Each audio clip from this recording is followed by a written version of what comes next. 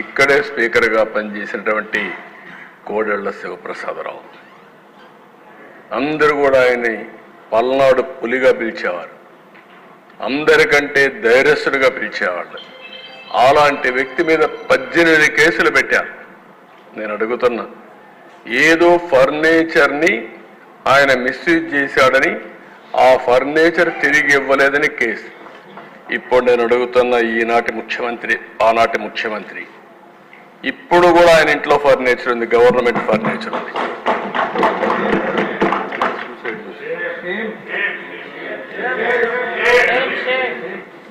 అంటే కనీస సాంప్రదాయం వెంటాడి కేసులు పెట్టి కడాన నేను ఇంక బ్రతకలేని ఈ అవమానంతో ఆత్మహత్య చేసుకున్నాడు కోడెళ్ల శివప్రసాదరావు. ఇది ఈ నాగరిక ప్రపంచం. నేను చాలాసార్లు ఇక్కడ మంత్రులుగా ఉన్నాం, నేను కూడా ఎప్పటి నుంచో చూశాను. ఫర్నిచర్ అనేది చాలా చిన్న విషయం. ఒకవేళ ఏదైనా ఫర్నిచర్ ఉంటే సెటిల్ చేస్తారు, నామినల్ ఎక్స్పెండిచర్ వేసి వాళ్ళు కావాలంటే తీసుకుంటారు, లేకపోతే మనం గవర్నమెంట్ బ్యాక్ తెచ్చుకుంటుంది. అలాంటివి చేశారు. వంగలపూడి అనిత అధ్యక్ష పులివెందల్లో అక్కడ ఒక మహిళని రేప్ చేసి ప్రొటెస్ట్ చేయడానికి పోతే ఆ అమ్మాయి పైన SC/ST అట్రాసిటీ యాక్ట్ పెడతారు. ఎస్సీ పైన SC/ST అట్రాసిటీ యాక్ట్ పెట్టే ప్రభుత్వం ఇది.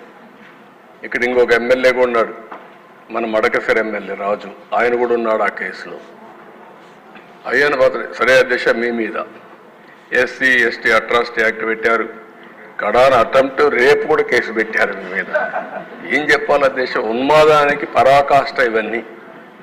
You are the senior most leader of the state. మీ సీనియారిటీకైనా గౌరవించి ఉండాలి. ఈరోజు బుచ్చయ్య చౌదరి తర్వాత ఈ అసెంబ్లీలో సీనియర్ మోస్ట్ అంటే అది మీరే ఉన్నారంటే అది ప్రజలు మీ మీద పెట్టుకున్న నమ్మకం.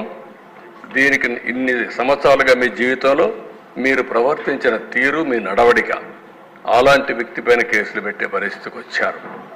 దేవినేని ఉమా రిజర్వ్ అటవీ ప్రాంతంలో అక్రమ క్వారీయింగ్ జరిగిందంటే ఆయన పైన కేసులు పెట్టే పరిస్థితికి వచ్చారు.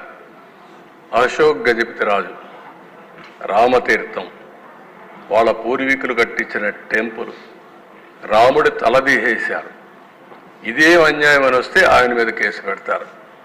ఇంకా అచ్చెన్నాయుడు గారు, పోలీసులు, ఆనాటి పోలీసులు గోడ దూకి ఇంట్లోకి వెళ్ళి ఫైల్స్ ఆపరేషన్ చేసుకున్నాడు. ఫైల్స్ ఆపరేషన్ చేసుకున్న వ్యక్తిని 600 కిలోమీటర్లు తీసుకొచ్చారు నాన్ స్టాప్గా. అంటే ఎంత ఇన్హ్యూమనో దీన్ని బట్టి మనకు అర్థమవుతుంది అధ్యక్ష. పొంగూరు నారాయణ, ఆయనకి ఏం సంబంధం లేదు, ఆ కాలేజీ కూడా సంబంధం లేదు, ఆయనే ఫౌండర్ ఉండొచ్చు, ఇప్పుడు పెట్టాడు. క్వశ్చన్ పేపర్ లీక్ అయిందని దానికి సంబంధం లేని దానికి ఆయన కేసు పెట్టి మొత్తం రాత్రి ముగుళ్ళు ఎక్కడెక్కడో హైదరాబాద్లో ఉంటే అధ్యక్ష ఉన్న పడంగా దొంగను పట్టుకొచ్చారు. దొంగను కూడా పట్టుకురావాలంటే కొంచెం జాగ్రత్తలు తీసుకుంటాం, కానీ అది కూడా లేకుండా కారులో పోతా ఉంటే కిడ్నాప్ చేసినట్టు కిడ్నాప్ చేసి తీసుకొచ్చి ఇష్టానుసారంగా దిప్పే పరిస్థితికి వచ్చారు.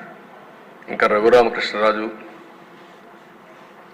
ఆయన విమర్శలు, ఆయన ఆ పార్టీలో ఉన్నాడు ఆ రోజు.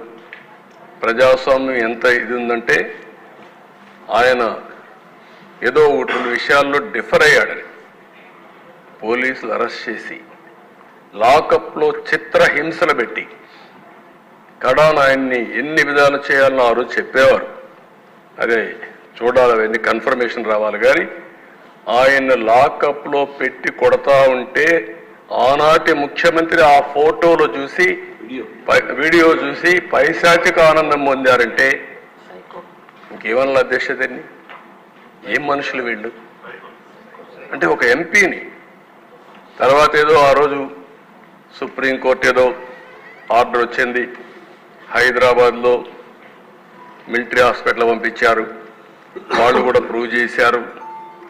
తర్వాత దిశ ఒక ఎంపీ 5 సంవత్సరాలు నియోజకవర్గానికి పోని ఎంపీ ఈ దేశంలో ఎవరన్నా ఉన్నారంటే అది కూడా ఒక రికార్డ్ రఘురామకృష్ణరాజు.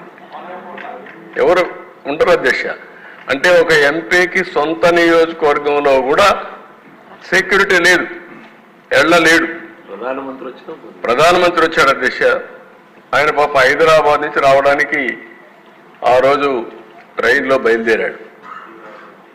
బయలుదేరితే బేగంపేటకు వచ్చిన తర్వాత ఆయనకు మెసేజ్ వచ్చింది, నువ్వు ఈ ట్రైన్లో పోవద్దు, ఈ ట్రైన్లో పోతే నీ భోగి ఏదైతే ఉందో దానికి అగ్గిపెట్టి చంపేస్తారంటే సత్యనపల్లి దగ్గర ప్లేస్ కూడా చెప్పి పలాని ప్లేస్లో వాళ్ళు రెడీగా ఉన్నారు, ఇది యాక్సిడెంట్ కింద క్రియేట్ చేస్తారు అంటే బేగంపేటలో దిగి వెళ్ళిపోయారంటే అది కూడా ప్రధానమంత్రి ప్రోగ్రామ్ కూడా పోలేకపోయిన పరిస్థితి ఒక ఎంపీకి ఉందంటే ఇంకా లా అండ్ ఆర్డర్ ఎక్కడుంది అధ్యక్ష.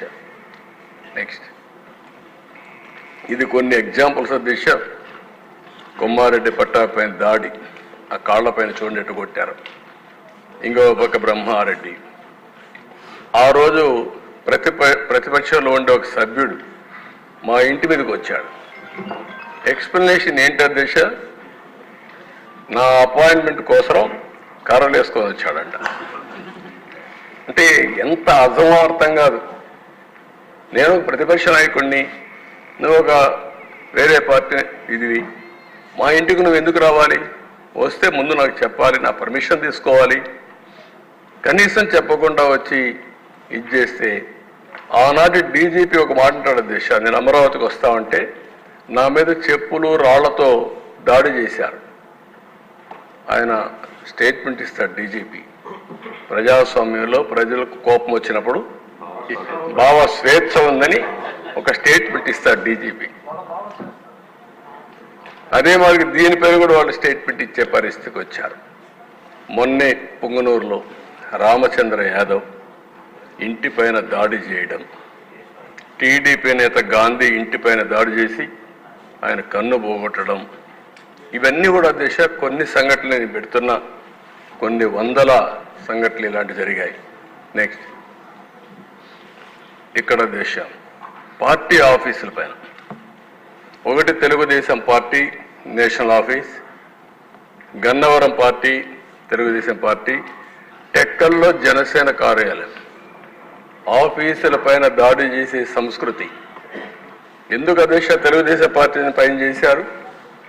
గంజాయి పెరిగిపోయింది, డ్రగ్స్ పెరిగిపోయినాయి అని నిరసన తెలియజేసి ప్రెస్ కాన్ఫరెన్స్ పెడితే మీరు ప్రెస్ కాన్ఫరెన్స్ పెడతారా అని చెప్పి దాడి చేసే పరిస్థితికి వచ్చారు అధ్యక్ష.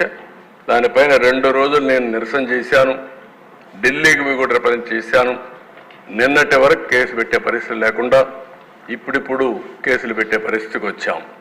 నెక్స్ట్ అధ్యక్ష 1-2 కాకుండా మీరు చూస్తే తోట చంద్రయ్య చాలా దారుణంగా ఇంటి ముందర నడి రోడ్డులో